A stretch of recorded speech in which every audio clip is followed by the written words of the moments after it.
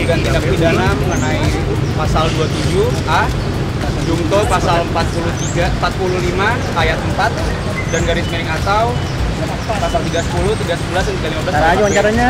Intinya siang sekarang ini kami masih ingin memenuhi panggilan dulu, klarifikasi untuk nanti mungkin bahan-bahan apa yang akan ditanyakan kita belum tahu. Nanti mungkin setelah kami memenuhi di atas baru bisa ngomong lebih lanjut. Mungkin itu teman-teman. Sorry dikit mas, Sorry dikit mas. Dikit. Ya, pokoknya kita mau memberikan keterangan. Sampingan dikit bang. Nanti kita turun, kita kasih ceritanya. Kita belum tahu soal apa yang mau ditanya dari teman-teman penyidik.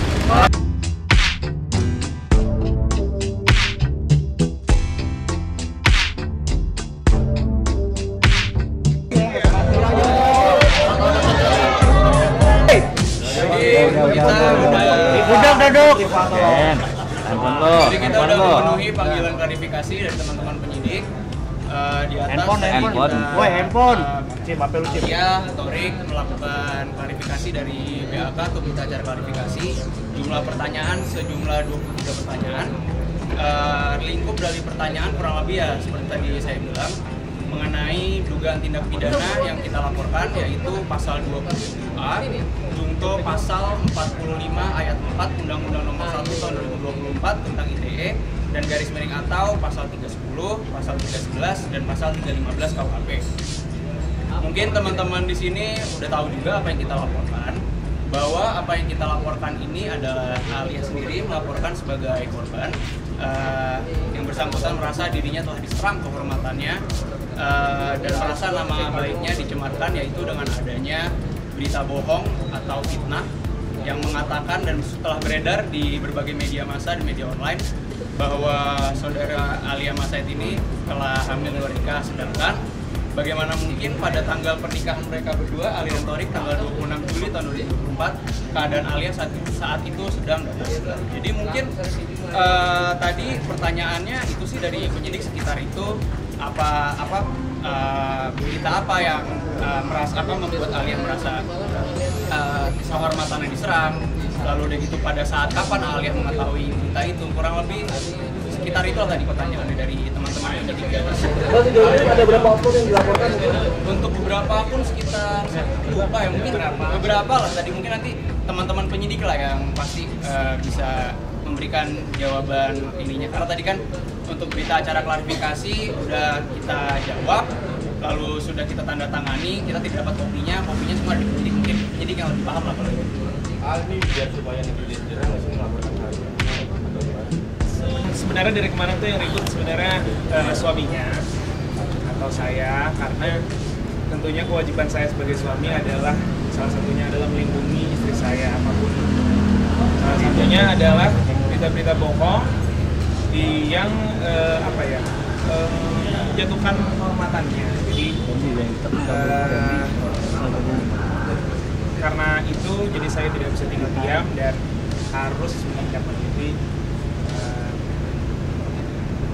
Tapi mungkin ya bisa ditambahkan Alia Mas Said ini kan ya bisa kita bilang public figure, mungkin untuk sekedar cacian atau mungkin fitnah-fitnah lainnya mungkin sudah ada lah yang mungkin dirasakan juga oleh Alia. Cuma menurut hemat kami ini sudah melewati batas lah, karena sebagaimana kita ketahui bersama, kita ini kan masyarakat Indonesia menjunjung tinggi budaya timur. Berita seperti itu sangat-sangat tidak elok, apalagi sampai didengar oleh pihak keluarga kan, baik dari keluarga Alia, baik dari keluarga Torik. Mungkin juga teman-teman media di sini juga pasti udah dengar berita itu kan, mungkin ada akhirnya jadi rumor liar lah. Makanya di sini juga kami luruskan bahwa itu adalah berita bohong dan berita fitnah. Namun demikian, meskipun itu adalah berita fitnah bahwa tidak ada masalah hamil luar nikah, cuma mungkin Torik dan Aal juga berharap lah dari doa-doa dari rekan-rekan sekalian supaya disegerakan. Amin.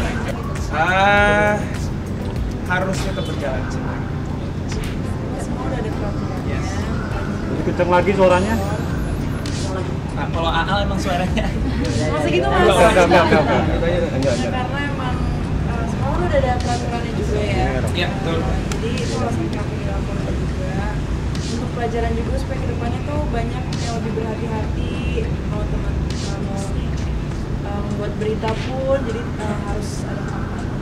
hanya sebagai Alia, sebagai warga negara Indonesia memiliki hak untuk melaporkan dugaan tindak pidana yang sudah barang tentu merugikan dirinya. Untuk masalah tadi, kalau teman-teman hanya sampai di penjara dan lain-lain itu ya kita kembalikan kepada kawan-kawan penyidik untuk diproses secara menurut ketentuan hukum yang berlaku. Tapi ancamannya berapa lama sih? Al, mau nanya dong, dampak yang apa sih kamu yang kamu rasakan usai beredarnya berita bohong kalau kamu selama bulan, dampak apa sih kamu rasakan? Apakah mengganggu karir kamu atau pekerjaan? Udah pasti itu kan bilang kehormatan kan, membuat kita itu kan hamil di luar nikah, apalagi pada saat hari pernikahan itu kan masih datang. Jadi itu udah menyerang kehormatan, terus kan takutnya berimpact juga untuk pekerjaan kedepannya dan udah pasti sih. Iya, yang paling jelas sih, yang paling saya sesalkan itu kenapa bikin seperti itu. Terus dari mana dia dapat berita seperti itu yang apa ya, sangat tidak punya etika lah gitu kayak gitu. Padahal kita orang kita adalah orang Indonesia yang apa ya, budaya untuk tinggi budaya tinggi. Iya, budaya timur kita tinggi istri harus. Belum sih, makanya kenapa juga kita melakukan ini sih, kalau misalkan dari awal Ya, pokoknya ya intinya kami melaporkan ini karena Alia sebagai korban merasa dirugikan dan berdasarkan pasal 45 ayat 5 Undang-Undang ITE itu memang Alia memiliki hak sebagai warga negara Indonesia atau sebagai korban untuk melaporkan dugaan tindak pidana. Untuk ancaman pidana itu apabila ini memang betul fitnah itu adalah 4 tahun penjara. Jadi sebetulnya kalau kita kembali lagi kepada Undang-Undang ITE, barang siapa yang menyebarkan berita bohong ini, mereka ini akan diberikan kesempatan untuk membuktikan bahwa apa yang mereka beritakan ini benar. Tapi silakan saja nanti kalau misalnya para akun-akun yang kita laporkan ini nanti sudah dipanggil, nanti diberi kesempatan oleh teman-teman penyelidik atau nanti mungkin perkara ini bisa lanjut sampai penyidikan, bisa memberikan bukti bahwa Alia benar hamil luar nikah, silakan saja monggo. Kalau misalnya nggak bisa ya, itu akan dikenakan pasal fitnah, itu ancaman pidananya 4 tahun. Sudah bisa maafkan belum? pasti sedih, apalagi di sini kan banyak perempuan juga ya, pasti kan juga bisa merasakan gitu. Kalau misalkan difitnah seperti itu, pasti kalian juga akan merasa sedih, apalagi kan ini banyak keluarga yang termasuk juga ya dalam pemberitaan ini. Ini juga pelajaran sih buat kita semua pengguna sosial media. Walaupun kita bisa ngetik apa aja, ngepost apa aja, tapi semua itu ada aturannya. Semua itu karena kita tinggal di negara hukum, pasti ada hukumannya kalau misalnya kita sama. Bijaklah menggunakan media sosial ini sih kurang lebih. Buat tanya respon dari keluarga sendiri setelah tahu dengan adanya berita hamil dulu ini seperti apa? Punten, kita sebenarnya ada acara lagi, jadi harus buru-buru. Oke, makasih Tori, makasih Alia. Boleh, mungkin tahan dulu kali ya.